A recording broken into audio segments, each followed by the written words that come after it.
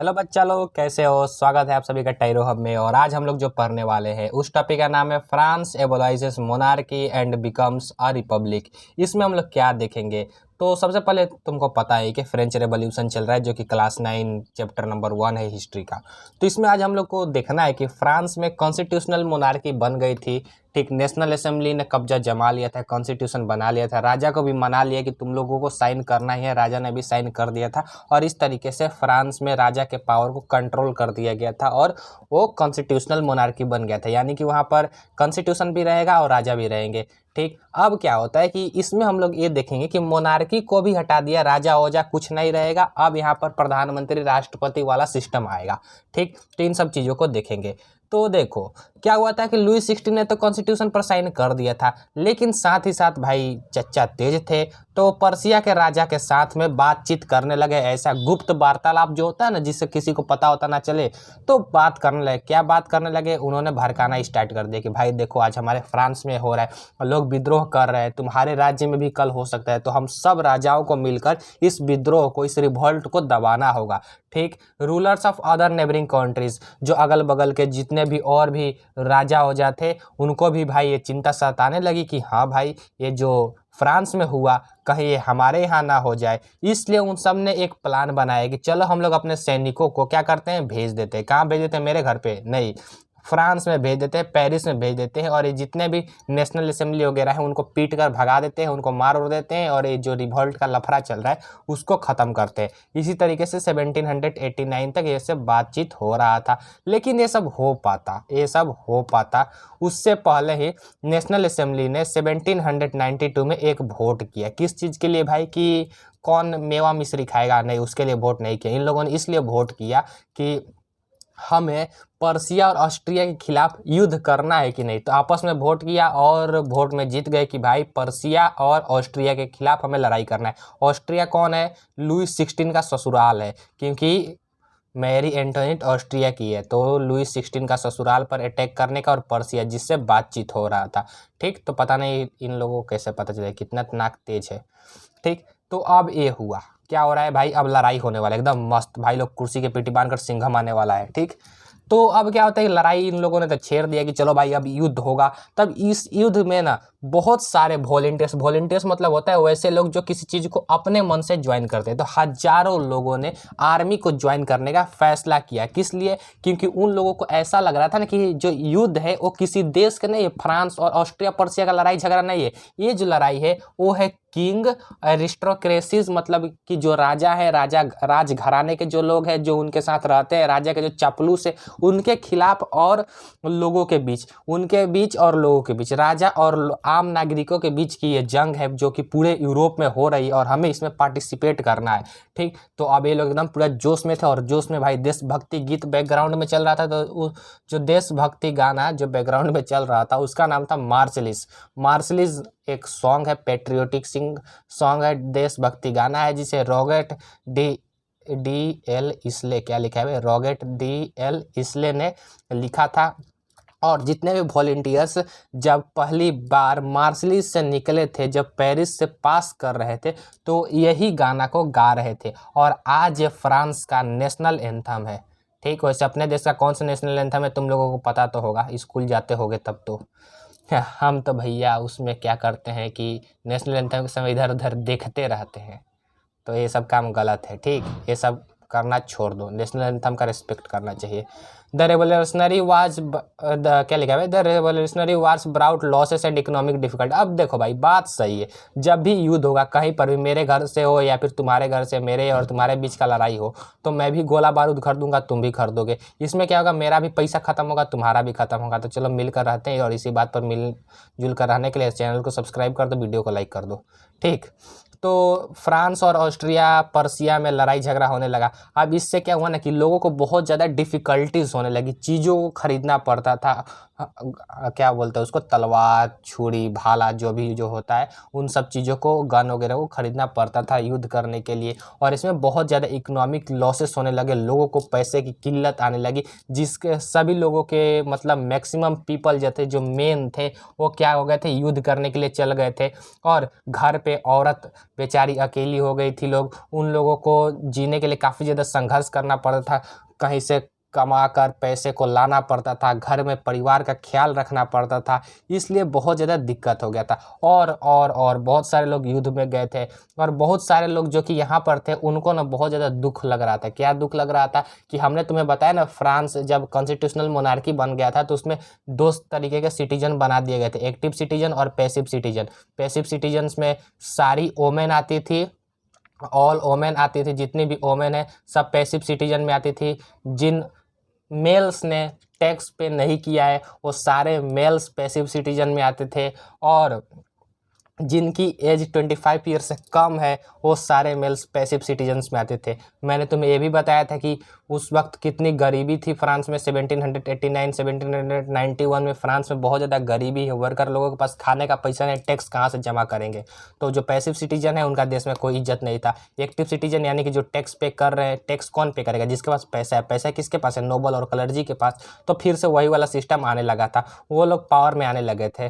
तो 1791 का कॉन्स्टिट्यूशन जो था वो सिर्फ रिचर सेक्शन ऑफ सोसाइटी को पावर दे रहा था, जो कि अमीर लोग हैं, जो अमीर सेक्शन है सोसाइटी की, सिर्फ उसी को पावर दे रहा था। तो इससे बहुत ज़्यादा लोग अभी भी नाराज़ होने लगे, ठीक। और इस बीच में क्या हुआ कि पॉलिटिकल क्लब्स इसमें बनने लगे, और ये जो पॉलिटिकल क्लब थे ये गवर्नमेंट पॉलिसीज़ पर डिस्कशन का एक अहम जगह बनने लगा। यहाँ पर लोग आते थे, अपना डिस्कशन वगैरह करते थे कि भाई ये जो गवर्नमेंट की पॉलिसी है वो सही है कि नहीं, अब हमें क्या करना चाहिए, इस पॉलिसी के खिलाफ में अच्छा काम करना चाहिए या फिर बुरा, हमें क्या रैली निकालना चाहिए, क्या क्या करना चाहिए। ये सब पॉलिटिकल क्लब्स में बहुत ज़्यादा लोग इंजॉय, मतलब क्या बोलते हैं उसको, बहुत ज़्यादा इन्वॉल्व रहते थे, ठीक।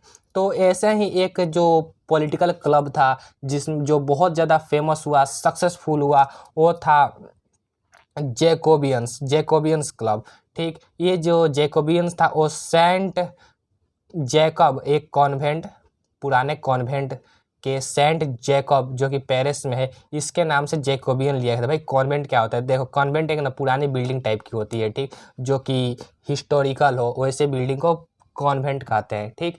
तो सेंट जेकब के कॉन्वेंट बिल्डिंग से इसका नाम लिया गया था जैकोबियंस क्लब्स, ठीक। और वोमेन भी ना इसमें काफ़ी ज़्यादा एक्टिव रही, ये सब क्लब्स में काफ़ी ज़्यादा एक्टिव रही, और बहुत सारे वुमेन्स ने अपना भी क्लब खोल रखा था, ठीक। तो जो मेंबर्स थे जैकोबियन क्लब्स के, वो लोग क्या करते थे कि बहुत ज़्यादा गरीब फैमिली से, बड़े पुअर सेक्शन ऑफ सोसाइटी से बिलोंग करते थे, और उनके पास ज़्यादा धन पैसा वैसा समृद्ध वगैरह नहीं थे, ठीक। उसमें कौन कौन थे? छोटे मोटे दुकानदार थे, हमारे जैसे चोर लुटेरे, भाई नहीं, ये सब गलत है। आर्टिसियंस, शू मेकर, मोची वगैरह, पेस्ट्री, छोटे शू मेकर्स। अब ये नहीं, बाटा भी क्या है भाई, मोची है, शू बनाता है, तो तुम लोग बोलोगे कि क्या वो भी था? नहीं, ये बड़े बड़े लोग हो गए, छोटे छोटे लोग जो कि रोड के किनारे रहते हैं, ठीक।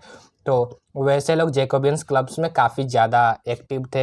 वॉच मेकर्स, घड़ी बनाने वाले, printers, servants, daily veg workers जो कि रोज़ कमाते हैं, रोज़ पैसा लाते हैं, वैसे लोग थे, ठीक। और इनका जो लीडर बना वो बना Maximilien Robespierre.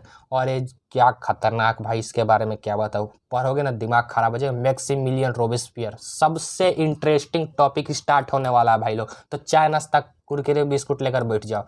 A large group among Jacobins decided to wear, देखो ये मैक्सिमिलियन रोबेस्पियर इनका लीडर बना, किसका? जैकोबियन क्लब्स के लोगों का लीडर बना मैक्सिमिलियन रोबेस्पियर। जैकोबियन क्लब क्या था? एक तरीके का पॉलिटिकल क्लब था जिसमें सरकार की बनाई गई पॉलिसीज़ का लोग डिस्कशन किया करते थे, और आप उसके लिए अपना क्या विचार है, अपने विचार को बताते थे कि भाई अगर इसने, राजा ने या फिर नेशनल असेंबली ने ये पॉलिसी लाया है तो इससे हम पर क्या प्रभाव पड़ेगा। बहुत सारे लोग एक जगह में, जैसे चाय सुट्टा का मारने का जो जगह होता है ना, उसी तरीके का पॉलिटिकल क्लब था जैकोबियन, बस तुम्हारी भाषा में समझ लो। अब देखो, अब बहुत ज़्यादा सक्सेसफुल हो गया, जैसे कि MBA चाय वाला, ठीक, और चाय सुट्टा बार जैसे बहुत ज़्यादा फेमस है, उस तरीके से जैकोबियन क्लब भी बहुत ज़्यादा फेमस हो गया, ठीक। यहाँ पर लेकिन चाय वो नहीं मिलता था, यहाँ पर लोग बातचीत करते थे सिर्फ, ठीक। A large group among the Jacobins decided to wearing, अब देखो ये बहुत बड़ा और बहुत सक्सेसफुल ग्रुप हो गया, तो इसमें से बहुत सारे जो लोग थे ना, उन लोगों ने डिसाइड किया कि हम लोगों का एक ड्रेस कोड भी होना चाहिए। तो उन लोगों ने फाइनली एक तरीके का अपना ड्रेस कोड बनाया। कैसा? उन लोगों ने बोला कि चलो हम लोग ट्राउज़र पहनेंगे, देखो जैसे कि चच्चा ने ट्राउज़र पहना है ना, ऐसे भी हम लोग ट्राउज़र पहनेंगे, ठीक। और इसमें इस तरीके से लाइनिंग होगा, ठीक। चेक्ड चेक बनाया हुआ होगा इस तरीके का, ये वाला इस तरीके का हम लोग ट्राउज़र को पहनेंगे, अपने में डिसाइड किया गया।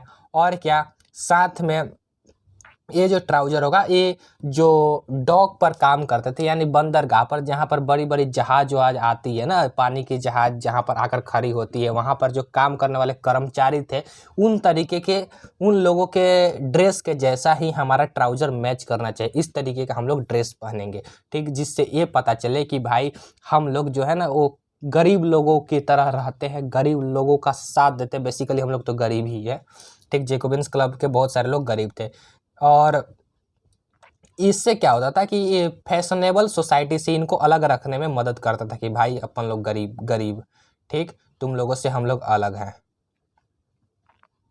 अब क्या है, Jacobins came to be known as sans culottes literally mean those. अब देखो ये लोग जो एक तरीके का ट्राउजर पर, एक सेकंड यहाँ पर देखो, एक तुम्हें चीज़ दिखाता हूँ क्या है भाई, मैंने सोचा था ये ज़्यादा इंपॉर्टेंट है नहीं लेकिन तुमको बता देना ही सही है। ये लोग जो ट्राउजर पहनते थे उसमें चेक था, ठीक। ये लोग बेसिकली ये इसीलिए डॉक वर्कर्स की तरह बनाया गया था ताकि ये सोसाइटी के फैशनेबल दुनिया से इन्हें अलग रखने में मदद करे, स्पेशली नोबल्स लोग जो कि बहुत ज़्यादा स्टाइल में रहते थे तो उनसे अलग करे, ठीक। वो लोग क्या करते थे, नी ब्रीचेस पहनते थे, नी ब्रीचेस बोले तो नी ब्रीचेस दिखाता हूँ तुम्हें।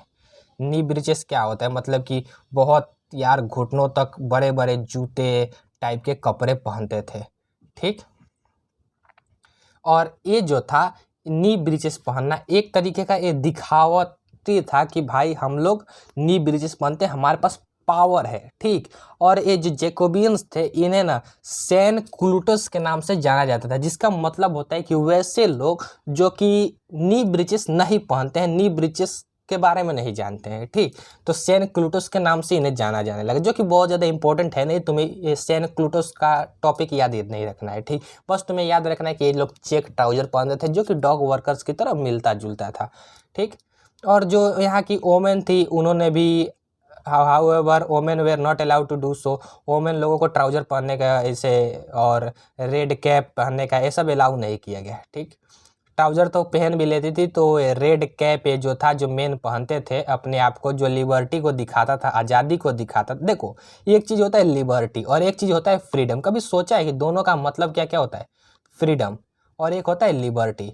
तो देखो फ्रीडम मतलब होता है कि तुम अपने देश में जहाँ चाहो वहाँ जा सकते हो, तुम्हें कोई रोकने टोकने वाला नहीं है, ये है फ्रीडम, तुम्हारी आज़ादी है। लिबर्टी क्या होती है, एक ह्यूमन बींग होने के नाते मेरी क्या क्या आज़ादी, क्या मैं बोल सकता हूँ, तो हाँ फ्रीडम मतलब ये होता है कि तुम्हारे देश पर तुम्हारा किसी और देश का कब्जा नहीं है, देश में फ्रीडम है, अपना लोग का देश है, ये होता है फ्रीडम, ठीक। जैसे हमारे यहाँ जब अंग्रेज थे तो उस वक्त फ्रीडम नहीं था, ठीक। और अभी अंग्रेज चले गए तो फ्रीडम है, तो जरूरी नहीं कि लिबर्टी भी है। लिबर्टी का मतलब होता है हमारे एक इंडिविजुअल, मतलब मैं अकेला, मेरी क्या इज्जत है इस देश में, मेरे को क्या आज़ादी मिल रही है, उसको कहते हैं फ्रीडम, ठीक। तो रेड कैप ये लोग पहनते थे तो ये लिबर्टी को दिखाता था, ठीक। और वोमेन को ये पहनने नहीं दिया जाता था। इस तरीके से 1792 आया। 1791 में क्या हुआ कि युद्ध हुआ, पर्सिया और ऑस्ट्रिया से युद्ध को डिक्लेयर कर दिया नेशनल असेंबली ने, और उस वक्त बहुत सारे पॉलिटिकल क्लब्स बनने लगे थे, उसमें से सबसे ज़्यादा फेमस हुआ जैकोबियन क्लब। अब 1792 आ गया है, गर्मी का महीना, यानी कि पूरा एक साल पूरा हो गया है। 1791 के समर में क्या हुआ था, लड़ाई स्टार्ट हुआ था, अब 1792 का समर है, एक साल हो गया है। जैकोबियन लोगों ने प्लान किया, क्या प्लान किया, N insurrection of a large number of Persians who were angered by short supplies and high prices of food। इन लोगों ने एक प्लान बनाया, क्या कि वैसे लोग जो कि फूड के बढ़ती हुई कीमतों का और फूड सप्लाई कम है इससे नाराज़ है, उनको अपने में मिलाए और हमला करे। कहाँ पे हमला करे, तो देखो क्या हुआ, 10 अगस्त को, 10 अगस्त की सुबह में उन लोगों ने एक पैलेस जिसका नाम है टुइलेरिस नाम के पैलेस पर अटैक किया, massacred the king's guard and held the king himself as a hostage for several hours. अब देखो क्या किया गया, राजा को, ठीक, और राजा के जो सुरक्षा कर्मी थे उन सभी को बांध दिया गया, उन सभी को होस्टेज की तरह रख दिया गया बहुत घंटों तक। Later assembly voted to imprison the royal family. अब देखो एक चीज़ यहाँ पर बहुत ज़्यादा इम्पोर्टेंट है और यही टॉपिक तुम्हारे लिए बहुत ज़्यादा कॉम्प्लेक्स है। यही टॉपिक तुम्हारे लिए बहुत ज़्यादा कॉम्प्लेक्स है और यही टॉपिक इम्पोर्टेंट है। क्या होता है कि समर 1792 में नेशनल असेंबली ऑस्ट्रिया और पर्शिया से लड़ाई कर रही होती है। नेशनल असेंबली को पता लग जाता है कि राजा इन सब से मिला हुआ है और वो राजा को क्या करती है, राजा के पूरे खानदान को, रॉयल फैमिली को आदेश दे देती है, वोट कर कर उन लोगों को जेल में डालने का परमिशन दे देती है। ठीक, इलेक्शन हुए। अब इलेक्शन जो हुए थे, राजा हटा दिया गया और कॉन्स्टिट्यूशनल मोनार्की हट गई। मतलब अभी गवर्नमेंट का जो सिस्टम है वो चेंज होने वाला है। ठीक है, अब क्या किया गया कि अब जो नया सिस्टम ऑफ गवर्नमेंट बना, यानी कि कॉन्स्टिट्यूशनल मोनार्की को हटा दिया गया। नेशनल असेंबली ने देखा कि जो जैकोबियन क्लब के लोग हैं वो काफ़ी ज़्यादा खुजली कर रहे हैं। ठीक, काफ़ी ज़्यादा खुजली कर रहे हैं, मतलब इन लोगों का पावर बढ़ते जा रहा है। तो इन लोगों ने क्या किया कि सभी 21 ईयर से जितने भी अपर एज के मेन थे, जो कि 21 साल या फिर 21 साल से बड़े थे, चाहे उनके पास धन संपत्ति हो या ना हो, चाहे उन्होंने टैक्स भरा हो या ना भरा हो, उन सबको वोटिंग राइट दे दिया। नेशनल असेंबली ने एक किया। ठीक, अब इनका क्या सीन है, जैकोबियन क्लब वाले लोगों ने क्या किया कि क्या लिखा है भाई, टुइलेरिस नाम के पैलेस पर, महल पे अटैक कर दिया। राजा के गार्ड को भगा उगा दिया और वहाँ पर घंटों तक राजा को, राजा के गार्ड को बांध कर रखा। ठीक, अब क्या होता है, the newly elected assembly was called convention. अब ये जो नई असेंबली बनी थी, यानी जैकोबियंस क्लब की जो असेंबली बनी थी, जैकोबियन क्लब ने क्या किया है, यहाँ पर देखो तुम्हें बताए थे यार, भूल जाते हो। टुइलेरिस पैलेस में अटैक कर दिया और वहाँ पे राजा को, राजा के गार्ड को, सबको भगा उगा दिया गया। ठीक, पूरे राजा के खानदान को, रॉयल फैमिली को अब क्या किया गया, हटा दिया गया, जेल में बंद कर दिया गया। और इलेक्शन में अब 21 ईयर्स या फिर उससे ज़्यादा के सभी मेंस को वोटिंग राइट दे दिया गया, चाहे उनके पास पैसे हो या ना हो, इससे कोई फर्क नहीं पड़ता है, आप वोट दे सकते हो। अब इस असेंबली को कहा गया कॉन्वेंशन। ठीक, क्योंकि ये कॉन्वेंट सेंट जैकोबस क्लब की असेंबली थी। ठीक, जैकोबियन क्लब के द्वारा बनाई गई सरकार थी, इसको बोला गया कन्वेंशन। ठीक, 21 सितंबर 1792 में क्या हुआ, मोनार्की को हटा दिया गया और फ्रांस को रिपब्लिक घोषित कर दिया गया। एज यू नो, अब तुम्हें पता है। ठीक है, और नहीं भी पता है तो हम बता देते हैं, वैसे तुम्हें पता कुछ नहीं रहता है, मुझे पता है। ठीक, कि रिपब्लिक एक ऐसी सरकार होती है जहां पर लोग अपने गवर्नमेंट को इलेक्ट करते हैं और साथ ही में जो हेड ऑफ द गवर्नमेंट होते हैं वो भी लोग के द्वारा इलेक्ट किए जाते हैं, पीपल के द्वारा इलेक्ट किए जाते हैं। वहाँ पर कोई भी हेरिडेटरी मोनार्की नहीं होती, यानी कि राजा महाराजा लोगों का शासन खत्म हो जाता है। अब यहाँ पर कुछ और नहीं है, यहाँ पर है लुईस 16 को फांसी दे दी जाती है। कब, 21 जनवरी 1793 को सबके सामने पैलेस डे ला कॉनकॉर्ड। ये खतरनाक चीज़ है, इसको याद रखना, बहुत ज़्यादा इम्पोर्टेंट है, एग्जाम में आ सकता है। पैलेस डे ला कॉनकॉर्ड में लुईस 16 को फांसी दे दी जाती है और उसके कुछ ही दिनों के बाद, कुछ ही समय के बाद द क्वीन, जो कि रानी थी, महारानी एंटोनेट, मैरी एंटोनेट जो रानी थी, उनको भी फांसी दे दिया जाता है। अब आता है द रेन ऑफ टेरर। ठीक, और उसके बाद है डायरेक्टरी रूल ऑफ फ्रांस, जिसको हम लोग पढ़ेंगे नेक्स्ट वीडियो में। टाटा बाय बाय, चलते हैं भाई लोग।